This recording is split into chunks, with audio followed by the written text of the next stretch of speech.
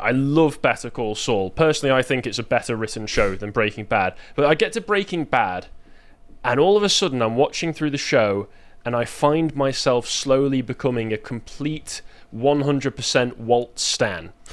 Which was unusual to me because there's been this kind of revisionist narrative that's been percolating in the culture since Breaking Bad finished about 12 years ago now. Long ago. Yeah, right. Which is that Walter White was a purely evil man who was only ever doing everything in the show for his own ego and for his own self-satisfaction. He didn't care about his family at all. He was an uncaring psychopath.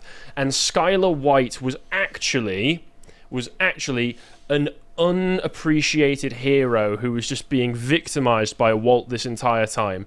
And watching through the show again was bullshit.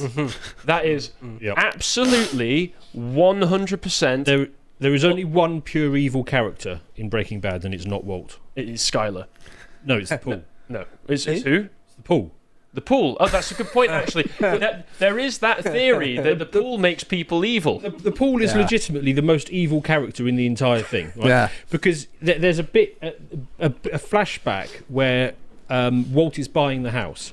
Right, he's an up-and-comer, and he buys this house, which is a little bit too small for him, but it's got the pool, it's got the status symbol, and he buys it because he's on his way up in life, right? You never see anyone go in the pool. So it's basically this albatross of this is the life that you almost had. And what other pool is there in the show? Well, basically every evil thing, the most evil things happen around the pool. So all of Walt's most devious plans, like poisoning the little kid, or his big moves, he always makes them while sat next to the pool that no one ever uses. Skylar always freaks out the most when around the pool. Tries to drown herself in the pool. Yep. Walt Jr. puked in the pool. The pink bear that falls out of the sky from Falls in the pool. That's where the plane is. That pool is so evil that a plane literally exploded as soon as it flew over it. It's like Chernobyl or something. Yep. And what other pool is there in the show? There's the pool at Don Eladio's house in the head of the cartel. Yes, an equally evil pool. And that's the only time we see anybody swim in the show is when... it's when he's dying. Yes, when he falls in the pool to die. And when does it all fall apart for Walt? When that pool gets drained. At the end, he goes back and his entire empire is shattered. Yeah. They're using it as a skateboard. It's been used as the pool has been defeated. That is the main villain in this whole I like series. this reading. That's when he gets his redemption as well, and that's when he wins, because he does end up getting all of his money to his family too. Yes. Just to say, this show is for people that have watched it, because otherwise we're going to ruin... Well, we've already spoiled everything for you. You know who the main villain is now. There's no way that you were going to click on this without having already watched the show. Yeah, fair point. Anyway, so... Yeah, those are some of the things that I want to address as we go through. I also wanted to point out as well, and I think that this is somewhat supported by statements that have been made by some of the showrunners like Vince Gilligan, which is that, especially during the first half of Series 5, the show goes out of its way to nerf Walt's intelligence and to make him selectively mute and retarded so that it can continually frame him as being worse than he is. Because by the early Series 5, they want you to know he's the biggest, most evil bad guy ever. He's making all the wrong decisions, and they use a lot of tricky framing to do that, when in fact he has reasonable, rational explanations for nearly... I'm not going to forgive Walt for everything. Obviously he's supposed to be a morally ambiguous character, but there's rational explanations for almost everything that he's done that he just never brings up.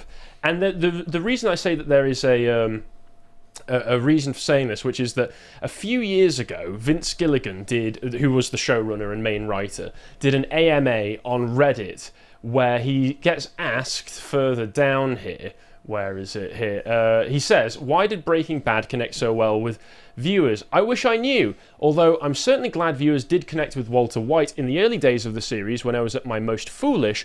I deliberately tried to make Walter White so unlikable that his behaviour would shed viewers. In hindsight, I think that was extraordinarily dumb of me, but I have to admit, by the end of the series, I did not myself have a lot of sympathy for Walter White." So he says at first he wanted to make Walter more unlikable, and then presumably was talked out of that by some of the other showrunners. And I had heard in his original pitch to whoever it was that produced AMC. it. Yeah, His pitch was, you're used to watching TV characters who are static from season 1 to season 8. They're the same character to beginning to end. And what we're going to do is we're going to take this man, and he starts off as a good man and he becomes an evil man. Mr. Chips to Scarface was the famous line that he used frequently to describe the change that was going to happen. Yes, but what they created actually was an intelligent, rational character, and every time they wrote him authentically, you're like, yeah, fair enough. Well, that's what I found as well, especially in the...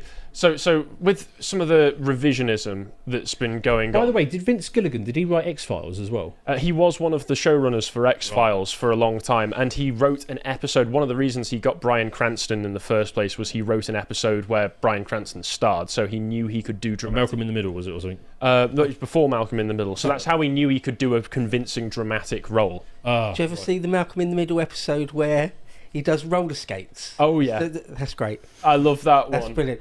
My relationship with Walter is that I was completely on board with him from start to finish. When he did evil things, I'm like, yeah, okay, yeah, that's Yep. So, but for at least the first time you watch it, the fun of it is sort of almost keeping some sort of ledger in your mind of how evil is this guy? Has he done anything truly bad? Do I care? Is there a rationale? That's the fun of it. And yeah, he certainly gets more, if not evil, more reckless at least, and as it goes on. He becomes more accepting of the evil that happens around him. Well, yeah, exactly. Yeah. But as you say, that's good. That's all the pull. That's good writing. That's good entertainment where you've got a character that goes through a journey, morally a journey, and changes. Well, it's because that's good. at That's every what you point want. through it, you're not thinking to yourself, "Oh, he's so evil having done that thing." You're like, "Why the fuck are you hesitating? Just get on with it."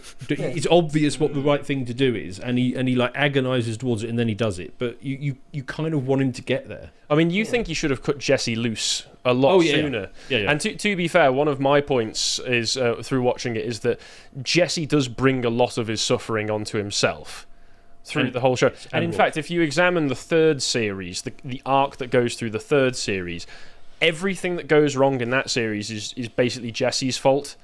So at the beginning of him working with Gus, he's basically offered. Gus says, I'll get rid of this guy for you. If he had taken him up on the offer and just worked with Gale, it would have been plain sailing. He would have made millions. There would have been no fuss whatsoever. Died peacefully, a millionaire with nobody knowing. Hank would have been none the wiser. Yeah. And his widow would have inherited millions, which he would slowly launder through the business.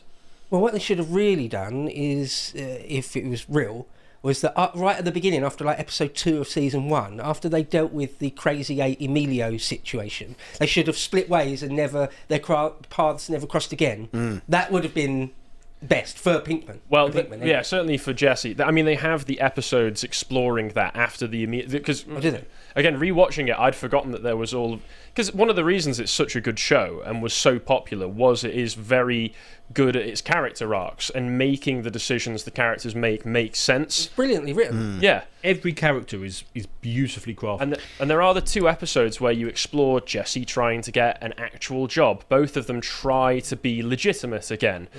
Walt not very hard gets offered the payment for the job at Grey Matter and the payment for his treatment, which he then rejects. And I have mixed feelings about that. I'm going to, by the way, be engaging my tactical libertarianism throughout this by eschewing the question of morality regarding cooking the meth in the first place, because as far as I'm concerned, for the purposes of this television show, the meth heads have made their decision. It's their right to do what they want with their body. How very progressive of you, Harry. I know, very, very progressive of me. I do think, I'm just going to skirt around that question. Yeah. Just very quickly, I do think part of the thrill of Breaking Bad, like separate from any moral considerations, is watching an incredibly weak, effeminate man become masculine. And I mean, he becomes masculine in quite what I would say is quite a monstrous way. Harry, I know you don't agree with that, but like even the question of like the grey matter job, for example, you know, he would have been working for someone else. He would have been working for somebody who was at one time an equal of his, a friend of his, and then there would have been the power dynamic. So there is something slightly emasculating about that. I did make a list of Walt's big evil moments that people condemn him for,